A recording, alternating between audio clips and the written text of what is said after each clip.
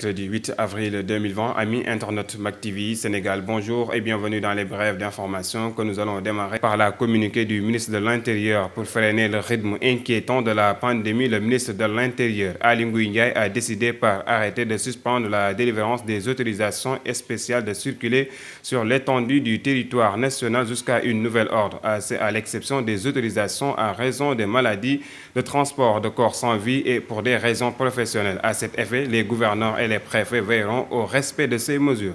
La plage de Yarakh a été transformée à un champ de bataille ce mardi. Des affrontements sanglants se sont opposés entre les pêcheurs de Yarakh et ceux de Guet-Ndar durant toute la journée d'hier.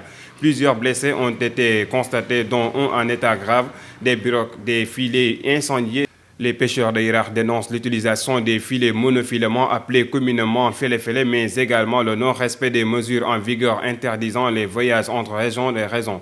Des affrontements qui ont atterri dans la salle de conférence de la mairie de Hann Bel-Air où une réunion d'urgence a été convoquée avec la participation de toutes les autorités locales, notamment le préfet de Grand Dakar.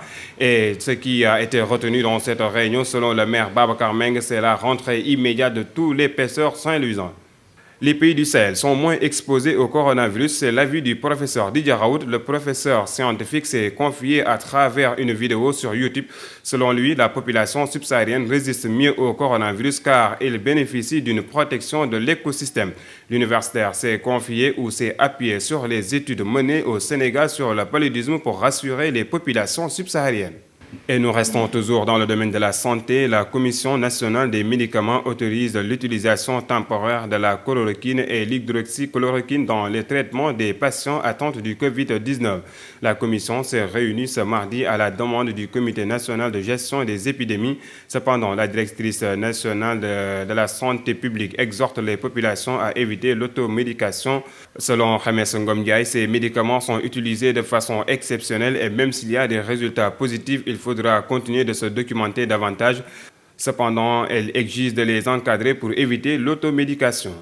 457,5 kg, c'est la quantité de chanvre indien saisie par les unités douanières de subdivision des régions de Kaolack et de Matam à la suite des opérations simultanées menées dans la nuit du lundi 6 à mardi 7 avril 2020.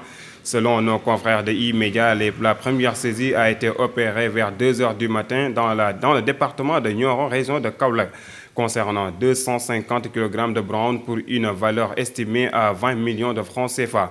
Et la seconde opération s'est déroulée dans la commune de Ogo vers Ourossogui à Matam, s'agissant d'une quantité de 157,5 kg de chanvre indien pour une valeur de 18 millions de francs CFA.